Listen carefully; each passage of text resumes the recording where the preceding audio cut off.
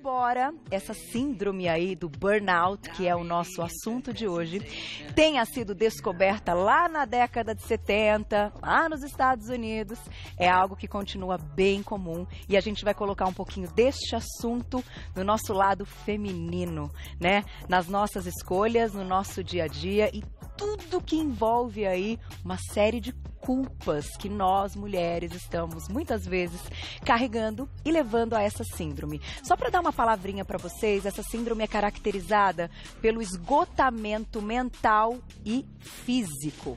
E ela tem diversos sintomas que a gente vai contar daqui a pouquinho. Eu quero, antes de iniciar o nosso bate-papo, apresentar para vocês que eu estou muito bem acompanhada hoje. Primeiro, com a gente, a psicóloga Janaína Leão. Bem-vinda, prazer tê-la aqui. Também com a gente, Cristiane Borges, que é engenheira civil, bem-vinda também. Obrigada. Clarissa Maioral, que é cantora e apresentadora, bem-vinda também. Muito obrigada. Para o bate-papo do burnout. Agora, para a gente abrir esse assunto, eu pedi licença para minha diretora para ler um pedacinho de um texto que está bem editado, que minha mãe me enviou sabiamente, né, nesta semana aí, nessa minha recém-chegada das férias.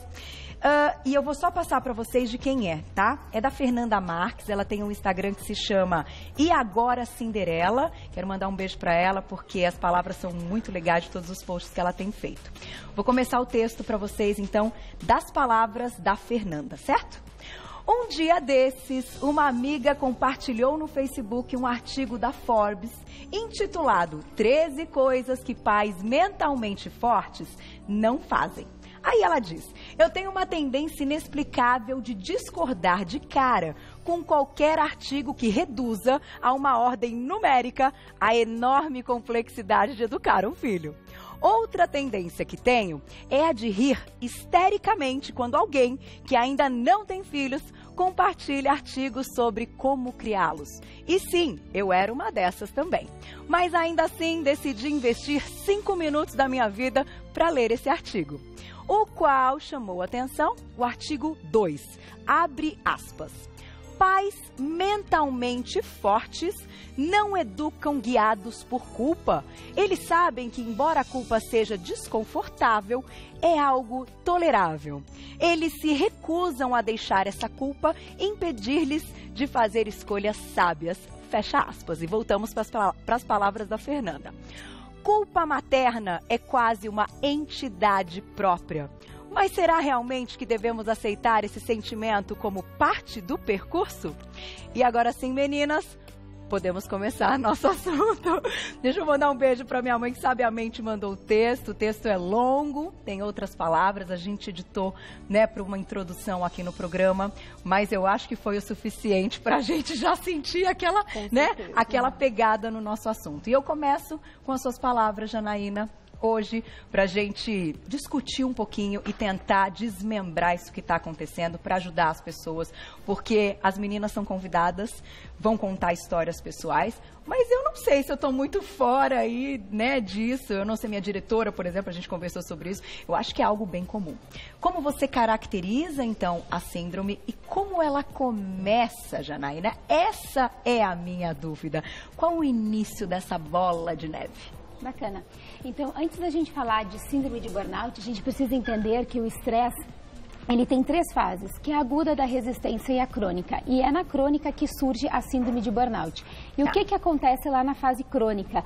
O nosso corpo, ele já enviou diversos sinais de cansaço, de irritabilidade, de baixa energia, e que a gente não vem percebendo, a gente não vem dando atenção para aquilo que o nosso corpo está manifestando. E aí chega na fase crônica que o nosso corpo grita e que na síndrome de burnout acontece como se fosse um apagão, uma falha elétrica no nosso corpo físico e mental, e que daí, opa, aí a pessoa olha e pensa, acho que eu preciso de ajuda. Acho que está acontecendo alguma coisa. Exatamente. Então vamos entender se isso na prática foi o que realmente aconteceu. Cris, pode começar contando um pouquinho pra gente aí da sua história. Você tem um filho, né, de 7 anos. Eu tenho um filho de 7 anos e trabalhei como engenheira. E essa síndrome, eu descobri que eu tinha essa síndrome tardiamente, né, após ter alguns apagões, alguns colapsos, alguns esgotamentos. E você se sente impotente nesse mundo que você quer ser uma excelente profissional, uma excelente mãe, uma excelente esposa, você quer ser perfeita e a perfeição a gente descobre a duras penas que não existe. E aí a gente vai responder a pergunta que a gente deixou da culpa daqui a pouquinho, né? Porque o que a gente lembra quando não dá certo? Isso. A culpa, né? A culpa. Com certeza. Você fica com a culpa. A culpa. Clarissa, conta pra gente um pouquinho da sua parte. Ela tem uma filha de 2 aninhos, digamos assim, agitada. Bastante. Então, mas ela começou, né? Começou do começo e eu não pretendia ficar grávida de imediato. Tá. Eu beijei o meu marido, um mês depois eu tava grávida, Uau. com 8 meses eu casei, e eu não tinha a menor ideia do que ia acontecer. Eu não fui essas mães que foram lá, fizeram um curso bonitinho, né? Eu falei, não, todo mundo tem filho, eu vou ter também, vai dar certo isso aí. Ixi, todo mundo tem. É verdade. O quê? Quando nasceu, quase tive um treco, minha vida virou de cabeça para baixo. Os meus objetivos se embaralharam, mudaram todos. Antes eu era super focada na vida profissional, que ia dar certo. Eu como cantora, atriz, com 1000 projetos, nada dava certo, sabe? Mas eu tava no foco. Sim, sim. Aí a minha filha nasceu, pá, não sabia mais o que fazer. Sério? Aí eu fiquei 1 ano vivendo só essa vida de mãe, de dona de casa, que eu nunca projetei em ser. Eu achava que se eu fosse mãe, eu ia ser aquela que trabalha, que faz, que tem babá. Foi totalmente diferente. E aí falaram, não, ela vai crescer, vai melhorar. Vai melhorar. O quê? 2 anos agora, eu não consigo fazer nada. Ela manda em mim. Ela fica, me dá a mão. Tipo, você vai brincar comigo. Ela Você nem tá no fala- banheiro, ela fala, não, vem aqui. Não dá pra ir no banheiro sozinha mais. Não existe. Eu não sei vocês agora, o seu filho com 7 anos, se ele deixa, mas Agora- dizem que você nunca mais vai no banheiro sozinha, nunca mais faz nada. O Mandar banho e-mail é meia pra volta mim. no chuveiro. Não dá pra olhar o celular muitas vezes, Não, responder no nada. WhatsApp, porque eles têm ciúmes também. E eles não estão errados pensando também por esse lado, eles querem E uma eu atenção. falo, foi um pouco de culpa minha, porque eu, durante 1 ano e meio, vivi praticamente pra ela, né? Aí, com 1 ano, eu falei, não, eu preciso fazer alguma coisa, porque eu tava também me deprimindo. Mas isso foi porque você quis. Você, Foi porque depois eu que quis. nasceu, aquele amor é um negócio de louco, né? Sim, que transborda. e você perde a sua identidade, né? Quando nasce, a sua identidade, você perde, você não é mais aquilo que você era quando a sua filha não tinha nascido ainda. Então, quando ela nasce uma mãe também. Com certeza. E que vai amadurecendo com o tempo, e eu acho que a gente nunca está preparada, porque cada idade é um desafio, é muito difícil você olhar para você, tudo gera culpa, gera julgamento, mas aí eu decidi, falei, não, eu preciso fazer alguma coisa, eu preciso me comunicar. As pessoas também ficavam me julgando por eu não fazer nada, ficar dentro de casa. Falavam, não, você não está fazendo direito, sua filha vai ficar mimada, sua filha tem que ir para a escola. Eu falei, não, eu preciso me comunicar com o mundo e exercer esse meu talento, sabe? Que eu sempre quis ser comunicadora. Aí eu criei o canal do YouTube através da minha grande amiga Mel, que é filha do meu marido, de um outro relacionamento. Ela adolescente falou, cria um canal no YouTube. Eu falei, não vou, que canal no YouTube? Eu tô velha, tô mãe, tô gorda. Não, cria canal no YouTube. Ai, meu Deus. Aí eu criei o canal e aí já tá desmembrando pra outras coisas. E que o assunto hoje. é exatamente esse, que daqui a pouquinho eu vou convidar todo mundo para acompanhar. Só que agora a gente vai entrar numa coisa interessante, porque de todas as pesquisas que eu fiz do burnout, e aí Janaína vai poder explicar um pouco pra gente, ele caracteriza muito um quadro de estresse ligado muitas vezes a uma parte profissional, que é uma cobrança fora de casa, mas que, claro, atinge depois a família, porque a gente carrega, não dá para separar, é difícil. Vamos combinar? Não. Talvez esse seja o segredo, mas Muito que a gente difícil. ainda atingir este patamar não é fácil. Não. E aí nós temos 2 histórias, porque a da Cris realmente foi uma parte profissional que te deixou maluquete. Muito Nesse maluquete. sentido, vamos colocar assim, entre aspas. E no seu, foi uma parte da casa, foi um pouco o inverso, que você tirou a outra coisa, mas a culpa existe dos 2 lados. E aí, Janaína, como é que é essa história? Porque quem tá em casa, faça o convite. Manda sua história pra gente, a gente vai colocar aqui. Vou ler pra todo mundo, você não precisa se identificar, só se você quiser, tá? @VocêBonitaTV, vai ser um prazer ouvir sua história. E aí? Pra gente poder ajudar as pessoas, como é que a gente relaciona tudo isso? Como é que a gente separa? Qual é o segredo disso? Que na realidade, né, então a síndrome de burnout, ela foi associada ao trabalho, e isso lá na década de 60, 70, e atualmente a gente sabe que não, que ela pode acontecer em qualquer área da vida, inclusive com mães, com pais e com pessoas que não trabalham a nível laboral, né? E ela é em decorrência de uma culpa. E de uma culpa que apareceu, eu acho, com as duas meninas contando, em função da perfeição. A gente recebe hoje um padrão de uma sociedade em que as pessoas, elas têm que agir de tal forma, o filho tem que fazer X, a mãe tem que fazer Y, e essa exigência faz com que as mães se sentem culpadas e frustradas caso elas não atinjam esse objetivo. E aí elas não entendem o padrão, o limite, né? Todo mundo tem um limite e às vezes a gente tem dificuldade de entender qual é o meu limite. Eu escuto isso muito na TV, vejo muito em leituras, você precisa ser uma super mãe, você precisa ser uma mãe incrível. E aí eu sempre penso, ser mãe já é o suficiente. Ainda mais super e mais incrível, gente, aonde que vai parar? Nossa Senhora! Não tem como. Não encontramos, é muito complicado. São tantas regras, tantos manuais. Exato. E você acaba, no dia a dia, você não se encaixa muitas vezes nessas regras. E aí você sente que está falhando. Exato. E que não é falha. Na realidade é isso, não é falha, né? É falha se tu for te comparar com a outra família, mas se tu olhar para o teu entorno e se aquilo está fazendo sentido para ti, é nisso que os pais e as mães, né, precisam se guiar. Isso faz sentido para nossa família, vamos manter desse jeito, embora uma sociedade exija de uma outra forma, porque é uma sociedade que não tem limite. Que tem muita competição, tem competição entre mães, tem competição entre filhos. O meu filho já está caminhando, o meu filho já está falando, e aí aquilo dá uma angústia na mãe e a mãe pensa, eu não estou sendo uma boa mãe, então provavelmente eu estou falhando em alguma coisa, o que eu vou fazer para ajudar o meu filho? E aí nisso a mãe acaba se negligenciando. E essa negligência é que começa a entrar no estresse crônico, que entra na síndrome de burnout e que abre um caminho aí para depressão, síndrome do pânico, ansiedade, TAG e etc. A Cris teve um monte de coisa. Isso. E o que acontece também é que nós, como mulheres, a gente agrega responsabilidades que às vezes não são nossas. Ótimo. A gente agrega, não sabe falar não. Isso. Não consegue falar não. E aí você tem um acúmulo de coisas, de responsabilidades que você puxa para você mesma. Isso, às vezes eu levava trabalho para casa. Meu marido falou, você é proibida de trazer trabalho na sexta-feira para dentro da minha casa, para dentro de casa. Você é proibida. Trabalho, se você não conseguiu fazer de segunda a sexta-feira, é porque a sua empresa não se programou, não tem os profissionais necessários. Então, aqui não. Aqui não. Então, são coisas que a gente tem que aprender a falar não, a gente tem que aprender. Às vezes a gente põe muita coisa na nossa rotina, a gente quer fazer tanta coisa, aí chega no final do dia, você não fez parte do que você tinha programado, aí você se frustra. O que está acontecendo? Estou conseguindo fazer tudo. Não deu. Mas esse é um ponto importante. Não é fazer tudo, é fazer o suficiente. É fazer aquilo que é prioridade. Então, lá numa lista de prioridades, aquilo que é importante, prioridade, faz aquilo que é prioridade, não tem que fazer tudo. E aí, esse nível de cobrança em excesso acaba gerando esse estresse. E eu acho que isso que tu falou do marido, eu vejo que as mães, elas têm muita dificuldade de pedir ajuda para o marido. E duas dificuldades por dois motivos. Primeiro, são chatos. O primeiro é que a mãe quer que o marido ajuda da sua forma. E aí começa a dar uma briga. E o marido nunca vai ajudar da sua forma porque ele tem um outro jeito de ajudar. Exato.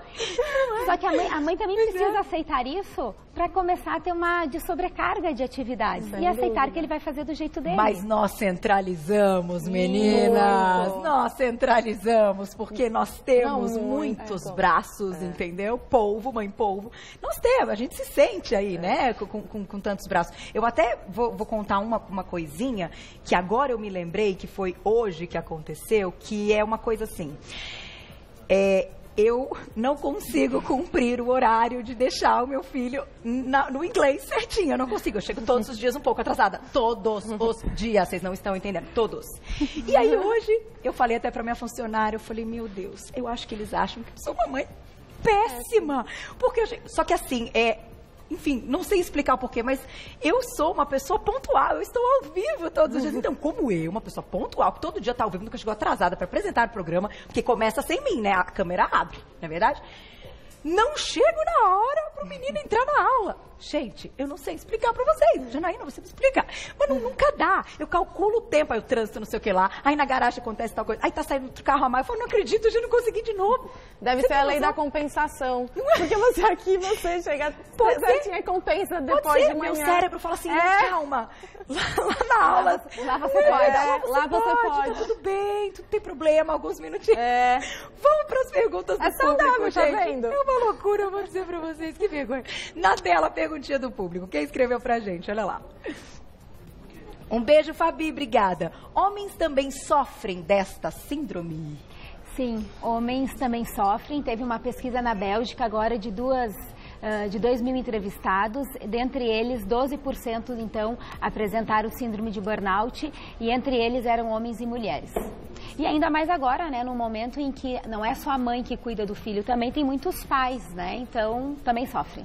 Tá aí, mais perguntinha, vamos lá, eu quero ouvir um caso, hein, gente, conta um caso pra gente, daqui a pouquinho minha diretora me conta.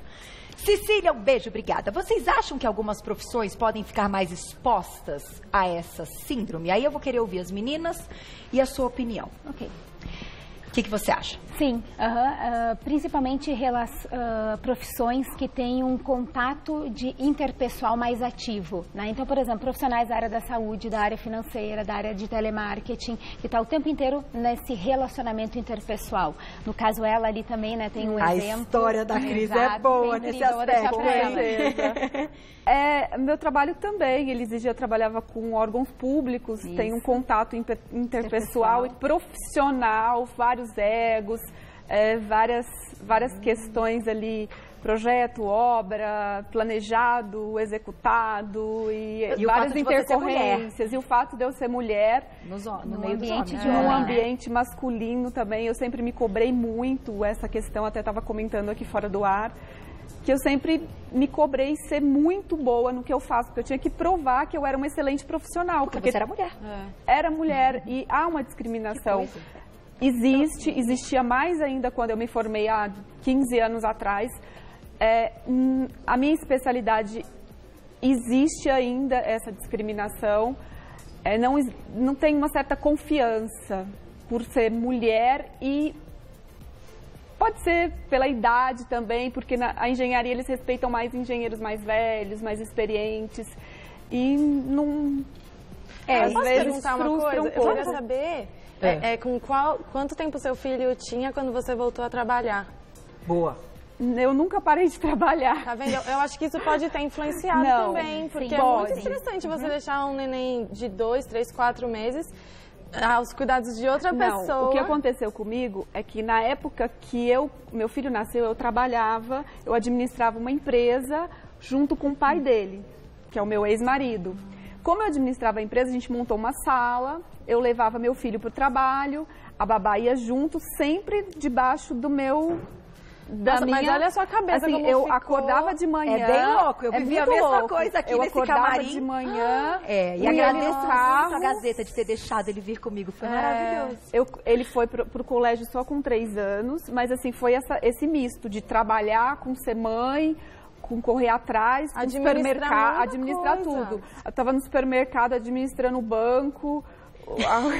Nossa. A funcionária, a babá, com cólica, diarreia. Eu vou contar, isso é muito perigoso, mas teve um dia que eu estava na Dutra, eu trabalhava em Guarulhos, eu estava com um tablet no colo, dirigindo um carro automático e conversando ao celular. Uau. Nossa. Eu falei, o que eu estou fazendo? Isso é um alerta. Eu vou me matar. Isso é um alerta. Não estou me cuidando. Eu vou colocar só um minuto. Aí, vamos só colocar um depoimento que minha diretora me pediu, assim, algumas... Vamos lá. Põe o depoimento, aí você justifica com tudo, amarra tudo. Deixei minha carreira de 15 anos para ficar em casa cuidando da minha filha. Hoje, depois de 7 anos em casa, sei que foi a melhor decisão que tomei. Hoje temos uma cumplicidade e um amor enorme. Valeu a pena. Jaque, um beijo pra você. Tá feliz com a decisão e é isso que importa. Excelente. O que ela fez é fantástico, né? Ela conseguiu focar naquilo que fazia sentido na vida dela, né? Então ela se colocou ali como um ser humano e um ser humano que pode fazer escolhas. Eu não preciso fazer tudo e ela foi incrível. Ela tá de parabéns mesmo. Eu também, o meu também. Foi o meu caso também. As duas. Eu fiz escolhas, né? Não foi o meu. Tá vendo? Não, Mas no meu caso é porque o trabalho não estava me fazendo bem. Sem dúvida. Perfeito. Mas o resultado principal é a felicidade. Se você tá feliz, sim, é isso. Se a sua filha tá feliz, se o seu marido tá feliz, você tem que enfrentar esses desafios. Mas se o resultado é a felicidade, tá no caminho certo. É, tipo, se a escolha, assim, depois você olha pra trás e fala assim, eu fiz a escolha certa, tá tudo bem, tô tranquila comigo de ter feito a escolha. Agora, a escolha é muito importante. Muito. E aí a gente entra... Glaucia, desculpa, diga de novo que ela me deu... A gente vai colocar mais uma perguntinha do público pra gente amarrar aquela pergunta que eu deixei inicial. Mas será que a culpa tem que fazer parte dessa história, gente? Noites de sono mal dormidas podem desregular alguns hormônios causando a síndrome? Pergunta do Gustavo. Obrigada, Ai, não sei, mas enlouquece a gente. Você não dorme mais? Não, isso é terrível. E ela vai pra sua cama? Só dorme comigo desde que nasceu. Meu marido perdeu o quarto. Esse é um clássico. Meu marido tem o quarto dele e eu tenho o meu com a Clara. Você não tá entendendo. Não, tudo que tá em manual, eu fiz totalmente oposto. Totalmente oposto. É por isso que o canal do YouTube dela a gente chama Mamãe Sincera. Tá? Pra eu você já vou se falar sentir mais bem. uma vez.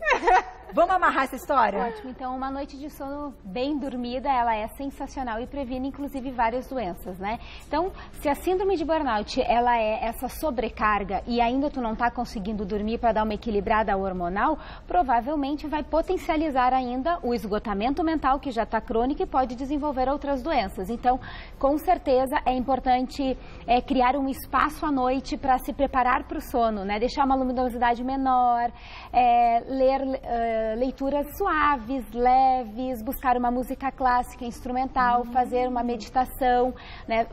Posso dar uma dica aqui? Pode, uma dica fantástica. Tem uma dica de mindfulness que muita gente não conhece, mas que é muito importante, que é o seguinte... quando vocês estão com dificuldade de dormir, fazem mais ou menos umas 8 respirações diafragmáticas. E aí, quando finaliza essa respiração diafragmática, que ela deve acontecer na região do diafragma, sem subir aqui. Então, é uma... Isso já fez errado. Sobe, puxa o ar. Ó, eu não subo aqui e solto o ar devagarinho. Puxo para 5 e solto mais ou menos por 8. Fechando o olho e eu conto 1000 invertido. E aí, quando vocês começam a contar 1000 invertido, vocês vão ver que vocês vão pegar no sono e é fantástico. Eu já fiz. Gente, mas eu já fiz. fiz. Certo? A minha terapeuta me ensinou essa técnica, ela passou alguns vídeos e ela, nas primeiras vezes, ela contava com a voz dela no áudio. E aí eu conseguia dormir, porque são pensamentos muito desconexos, você não tem você não consegue dormir. E essa técnica é ótima, a minha terapeuta. Aí, o que eu acho legal aqui do Você Bonita é que as coisas, algumas estão programadas, claro, cada um com a sua história, programado ser dito e tudo, mas outras surgem exatamente dessa energia maravilhosa e da oportunidade que a gente tem de poder estarmos juntas hoje, né? E quem completa essa sala é você aí de casa, né? A gente formou realmente uma roda com o público. E para colocar aqui, o que acontece é real, é vida real, ninguém tem como escapar. E é bonito ver as mulheres se unindo, né? Falando a verdade. Uma apoiando a outra, tipo, tá tudo certo. Gente, não vai ser tudo bem todo dia? Não vai. Mas tenho certeza que com as suas dicas e com o que você abriu aí de espaço pra gente pensar, certamente é algo que contribuiu muito pra gente fazer algumas coisas diferentes, né? Sem dúvida. Agora, pra gente fechar, minha diretora tá perguntando só o seguinte, tá tudo bem com você, né, Glaucia? A pergunta dela. Se tem tratamento. Como é que é? Então, o tratamento, eu imagino, claro, tem que passar por uma série, uma parte de análise muito forte, mas tem que entrar com medicamento? Não necessariamente, né? Primeiro tem que reconhecer esse esgotamento, tem que saber, olha, estou usando mais do que o limite do meu corpo.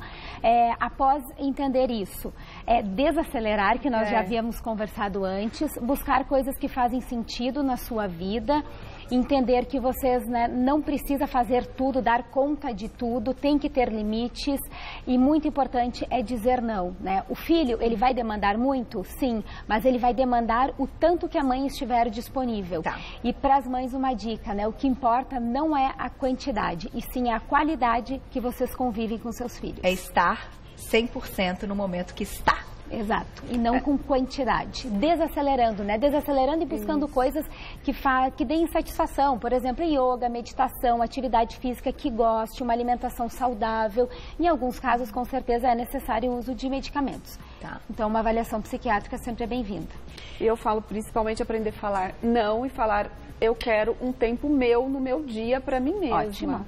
Não, ninguém me perturba, eu tô no meu quarto, ninguém me perturba. Agora sou eu comigo. É isso aí. Grande dica. E eu acho que mais um questionamento que pode ficar é assim, ó, eu não preciso ser 24 horas do dia, 7 dias da semana, perfeita, impecável. Eu também erro, sou ser humano e eu preciso me acolher. Né? E a gente pode errar qualquer que seja esse espaço. A gente está muitas vezes em casa, outra no trabalho, outra com amigos, né? A gente, infelizmente, nós somos seres humanos e a gente erra em alguns momentos. Mas o melhor de tudo... que se aprende. Então, e aí eu tenho certeza que depois desse papo um monte de coisa vai mudar, hein, meninas? Tá aí, já tá mudando, né? Já. Eu vou agradecer, muito obrigada mais uma vez, Janaína Leão, psicóloga. Quem quiser saber mais, Instagram da Janaína é o @psicóloga_coach. Tá? Psicóloga _coach. Tem o site janaínaleão.com.br. Vou convidar todo mundo para assistir o canal da Clarissa lá no YouTube, Mamãe Sincera, e no Instagram @Clarissa Maioral, Maioral com Y, né? Com letra maiúscula, mas o Mamãe Sincera. Depois desse papo, certamente você ficou curiosa. Muito obrigada. Eu que agradeço. Adorei. Também. Ai, que Nossa, delícia.